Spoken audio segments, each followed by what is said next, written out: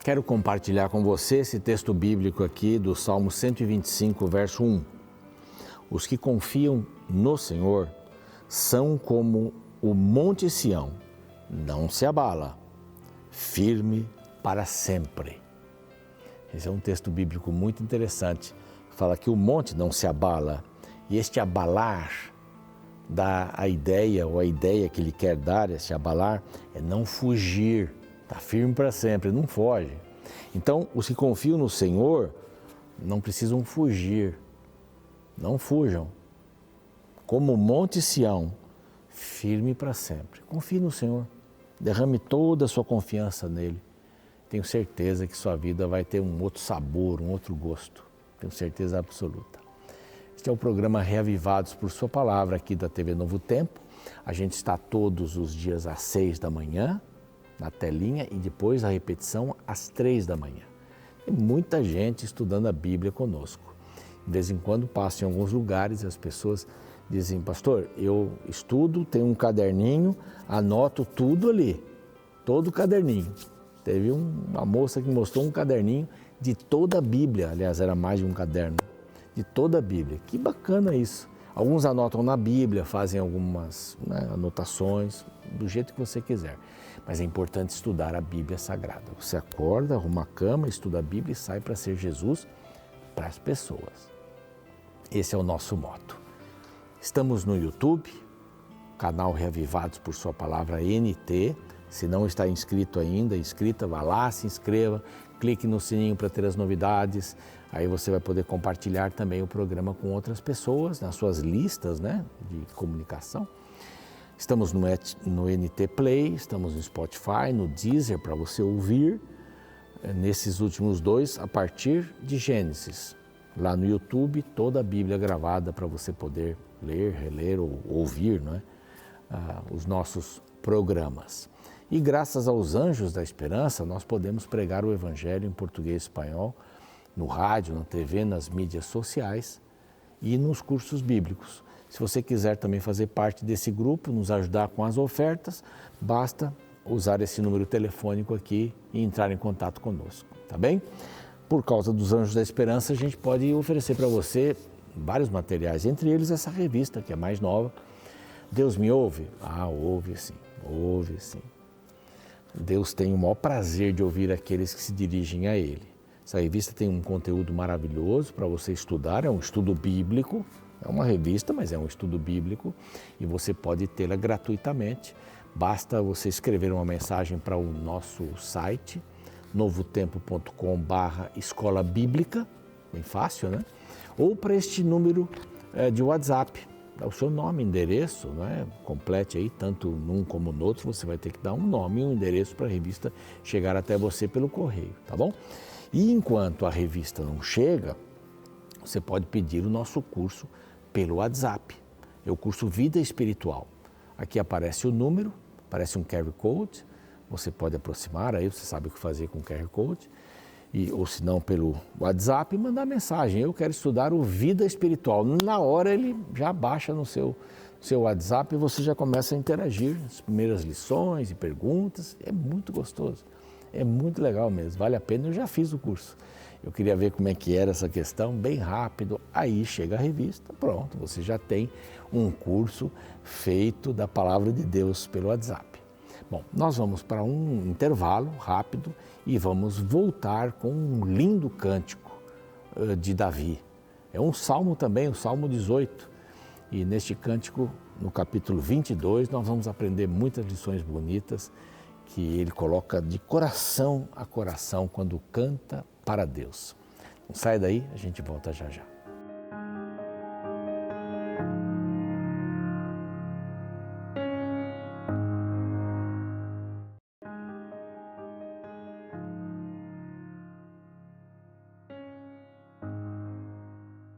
Foi rapidinho, já estamos de volta com o programa Reavivados por Sua Palavra aqui da TV Novo Tempo. E nós estamos estudando o segundo livro de Samuel. Estamos pertinho do final, hoje vamos para o capítulo 22, mais 2 capítulos só, terminamos e vamos para o primeiro livro dos reis, muito interessante também, contando as histórias dos reis mais detalhadamente, E vamos conhecer um pouquinho também sobre Salomão, ali vai ser bem interessante. Aqui então praticamente o livro, né, o segundo livro de Samuel, fala sobre Davi, a história de Davi como comandante, como rei, como servo de Deus. Nós vimos ontem essa questão de que houve secura nas cidades, no reino por 3 anos. Isso era por causa que havia culpa na família de Saul. Homens foram levados à morte por causa disso pelos gibeonitas, que era o povo afetado nesse sentido. E tivemos também a história dos gigantes. Não entramos muito em detalhes, né, nesses gigantes, mas 4 gigantes foram derrotados, inclusive um que tinha 6 dedos, né? Isso é uma coisa que às vezes a gente encontra também por aí, né? Muito bem, ele tinha 6 dedos em cada mão e em cada pé. 24 dedos, né? Para contar, dava para contar mais alguns do que nós. E agora nós vamos entrar no Cântico da Vitória, esse é o título geral, Cântico da Vitória. É como se Davi estivesse fazendo aqui num momento da sua vida, isso não foi no momento final da sua vida, mas é colocado aqui como se fosse no momento final da vida. Isso aconteceu antes do pecado de Batseba, né? Quando Davi foi confrontado por Deus e Deus disse: você não vai construir o templo, está tudo certo, vamos fazer um pacto, uma aliança aqui. Possivelmente foi nesse momento. É o Salmo Salmo 18. Ele começa diferente aqui, porque lá no Salmo 18 aparece a expressão eu te amo. Se você for dar uma olhadinha aqui, não tem essa expressão, mas ele é praticamente todas as palavras, a ideia do Salmo 18. E Davi falou ao Senhor essas palavras do cântico, como eu já disse, muitos desses cânticos eram para ser lembrados, como pessoas deveriam ser lembradas, como quando morreu Saul e Jonatas. Ele fez uma música para eles, essa música foi ensinada nos lugares, as crianças deveriam cantar pelo respeito ao rei de Israel. Aqui então ele produz um cântico de vitória, porque quem era a vitória do Senhor? Mesmo não sabendo as batalhas que viriam pela frente, o Senhor era a vitória dele. Ele considerava Deus como o Senhor da vitória. Isso é uma coisa muito importante. Antes de entrarmos na batalha, vamos considerar que já temos a vitória. Talvez não aquilo que a gente queria daquela situação específica, mas a vitória já é dada. Eu me lembro que quando eu era jovem, escrevi para um dos conselheiros, né, pastor Luiz Waldvogel, o tio Luiz, isso é coisa antiga, viu? Muito antiga. E eu tinha um problema lá, tal, e queria vencer. E ele disse assim: a vitória acena otimisticamente para todas as pessoas que passam por esse problema. E eu nunca me esqueci dessa frase. A vitória acena otimisticamente. Então Deus já nos dá a vitória, mesmo que não seja do nosso jeito. A vitória final para todos os que confiarem nele vai acontecer. Mas aqui ele canta com muito entusiasmo, diz assim: no dia que o Senhor o livrou das mãos de todos os seus inimigos e das mãos de Saul. Quer dizer, aí ele já estava como rei, foi no começo do seu reinado. Então, aqui há várias partes, eu posso dividir assim: o Senhor livrou a Davi, tem gente que gosta de anotar, né? Do 1 até o 19. Depois o Senhor recompensou a Davi, do 20 ao 28. O Senhor capacitou Davi, do 29 até o 43. Depois, mais um item, o Senhor estabeleceu Davi no lugar, né? Ele entronizou Davi, ele deu o trono para Davi. Então você pode dividir aí, tem várias subdivisões também que você pode fazer. Quando o Senhor recompensou a Davi, então é a justiça de Davi, não é? A fidelidade de Davi. E aí tem várias coisas, a gente vai passando. Mas tem outras maneiras também de enxergar alguns blocos aqui. Por exemplo, um texto, eu vou ler alguns versos, não vou ler todo o capítulo, embora seja muito lindo, mas o que nos chama a atenção no verso 2, que é o primeiro verso do cântico, e disse, né? Eu te amo, lá em Salmo 18, mas aqui diz: o Senhor é minha rocha, a minha cidadela, o meu libertador, fortaleza. O Senhor é minha fortaleza, em outras palavras aqui. Então ele foi perseguido por 10 anos, por Saul, não foi morto, claro. Ele não matou Saul nesse período também. Saul acaba morrendo, se suicidando no final de uma batalha contra os filisteus. O seu filho também é morto, Jonatas, os outros 2 filhos, mais 2 filhos foram mortos. Então ele pode assumir, aí Abner, que era o comandante de Saul, coloca Isbosete como rei, ele aguarda, ele queria unificar. Então finalmente ele diz assim: o Senhor é minha rocha, minha cidadela, o meu libertador. Eu não tenho que ficar me incomodando, porque o Senhor vai me libertar. Eu também não vou ficar me jogando para os meus inimigos, de forma nenhuma.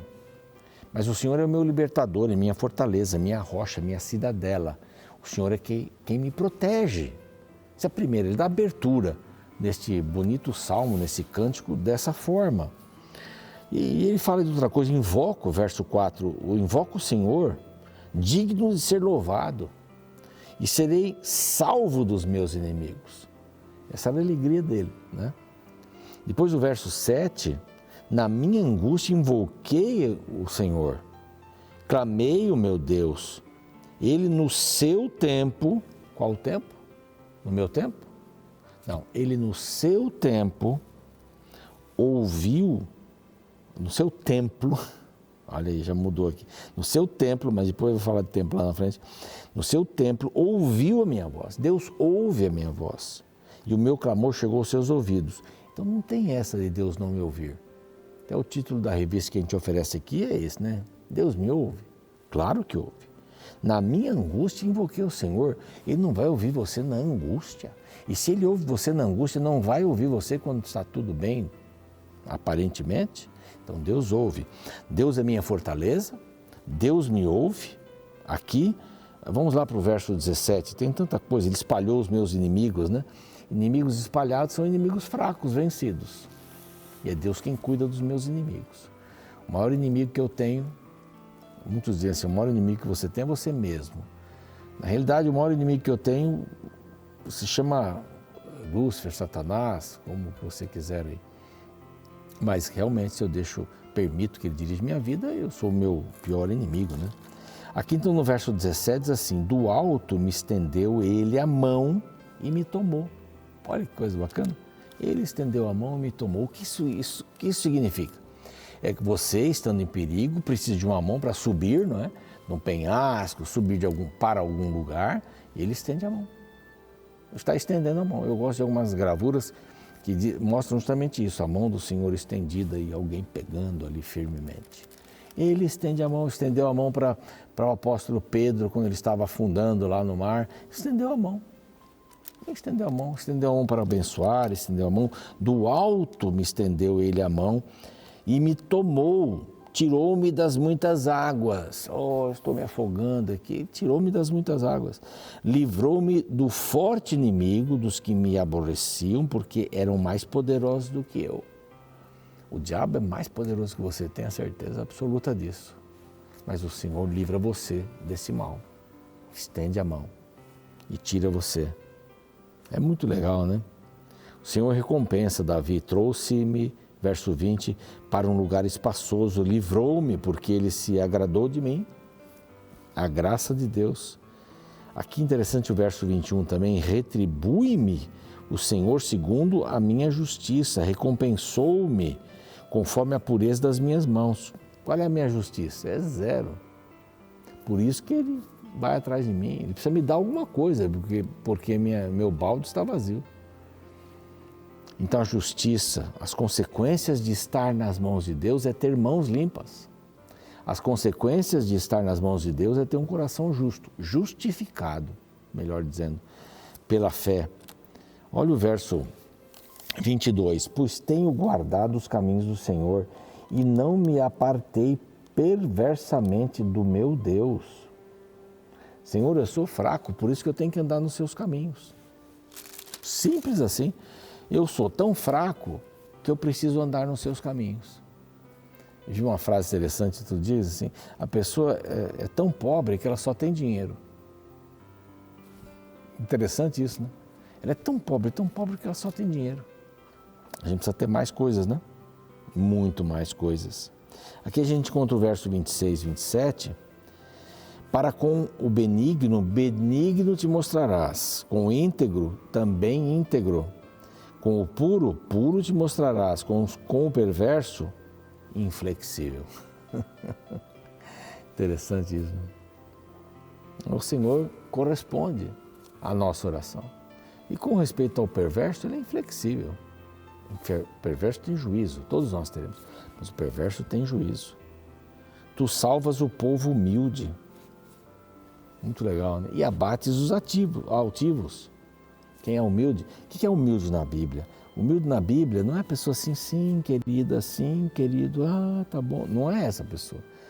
Humilde na Bíblia é quem não sabe o caminho e segue quem sabe. Ele não sabe, mas segue quem sabe. Esse é humilde. Então aqui diz que ele trabalha com os humildes, né? Verso 29 diz assim, ele capacitou Davi. Tu, Senhor, és a minha lâmpada. O Senhor derrama luz nas minhas trevas. Que legal, eu acho lindo isso aqui. Deus derrama luz nas minhas trevas, Ele me dá sabedoria, não é? Me dá luz, sabedoria. Verso 32, pois quem é Deus senão o Senhor? E quem é rochedo senão o nosso Deus? É lindo? Deus é minha fortaleza, minha força. Ele perfeitamente desembaraça o meu caminho. Tem gente que vive embaraçado, né? Não embaraçado espanhol, né? Que é grávido, mas embaraçado, com dificuldades, um monte de barbantes ali, ele tentando passar e não consegue. Deus desembaraça isso, desembaraçar a linha que está toda. Deus faz isso. Tem outros aqui, né? Outros versos. Também, 36, me deste o escudo do teu salvamento. Isso é lindo. E a tua clemência me engrandeceu. A clemência de Deus, porque eu não consigo nada, eu não sei nada, eu estou perdido, mas Deus é clemente. Deus é clemente. Ainda diz aqui o verso 44, das contendas do meu povo me livraste e me fizeste cabeça das nações. Povo que não conheci me serviu. Aí ele fala dos estrangeiros, tal. Como Deus tem abençoado e dado sabedoria e conhecimento a Davi. E o verso 47 diz assim, vive o Senhor e bendita seja minha rocha. Exaltado seja o meu Deus, a rocha da minha salvação. E o 51, para a gente terminar, diz assim, é Ele quem dá grandes vitórias ao seu rei. A sua benignidade para com o seu ungido, com Davi e sua posteridade. Ele me livra do homem violento. Ele elegeu Davi. É uma coisa espetacular. Exaltou Davi, elegeu Davi.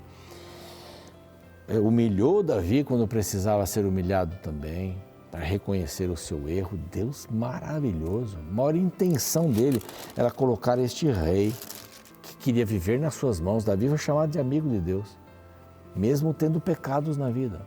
Mesmo tendo pecado, nós também. Nós podemos ser achados pela graça de Deus, com os nossos pecados. Porque é por isso que Deus nos dá a graça da salvação, porque nós somos pecadores.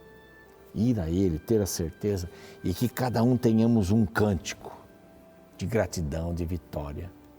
E eu fico imaginando que tipo de cântico seria o meu. Eu até já compus algumas coisas por aí. Escrevi, né? Esse é o meu cântico da vitória. Faça isso também, escreva aí o seu cântico da vitória. Deus tem estado com você em tantos momentos. Relembre isso. Faça uma reflexão sobre a sua vida. Vamos orar? Pai querido, te agradecemos muito nesse momento por este lindo salmo, esse lindo cântico de Davi, que reconhece que o Senhor o colocou onde ele estava.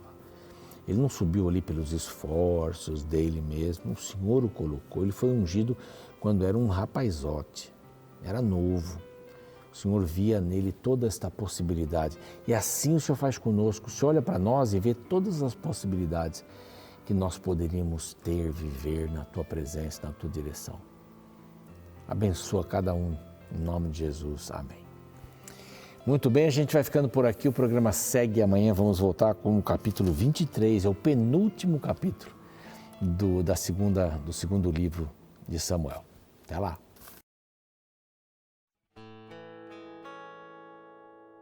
Alguns meses atrás, eu tive o prazer de conhecer a bela cidade de Santiago, no Chile. Dentre as belas experiências que tive, uma, no entanto, apesar de assustadora, foi bem interessante. Certa noite, enquanto estava me preparando para dormir, tudo ao meu redor começou a sair do lugar. Então percebi que eu estava no meio de um terremoto. Não era nada grande, mas para quem nunca tinha passado por um tremor como aquele, tudo era assustador. De forma instintiva, eu me recordo de correr desesperado e tentando encontrar algo para me agarrar. Afinal, quando tudo está tremendo, tudo o que queremos é algo firme para nos apegar.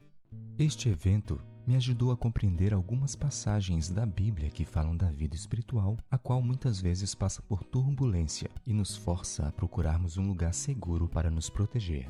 Esta é a mensagem que eu encontro no capítulo 22 do segundo livro de Samuel. Nesta seção, encontramos as palavras de Davi, o qual escreveu este poema após a vitória sobre seus inimigos. Me chama a atenção as metáforas que ele utiliza para descrever a função de Deus em sua vida. Logo nos primeiros versos, Deus é descrito como a rocha sobre a qual ele se sustentava. Nos versos iniciais lemos: O Senhor é a minha rocha, a minha cidadela, o meu libertador, o meu Deus, o meu rochedo em que me refugio, o meu escudo, a força da minha salvação. No final do poema, Davi retoma novamente a imagem da rocha. No verso 47 lemos: Vive o Senhor, e bendito seja minha rocha. Exaltado seja o meu Deus, a rocha da minha salvação. Sabe, todos nós passamos por momentos de turbulência em nossa vida. Ocasiões nas quais todas as nossas seguranças desaparecem e nos sentimos jogados de um lado para o outro, sem saber onde se segurar. Nestes momentos, Deus pode ser o porto seguro onde nos refugiamos até o terremoto passar. Siga o exemplo de Davi e faça de Deus a sua rocha e seu refúgio.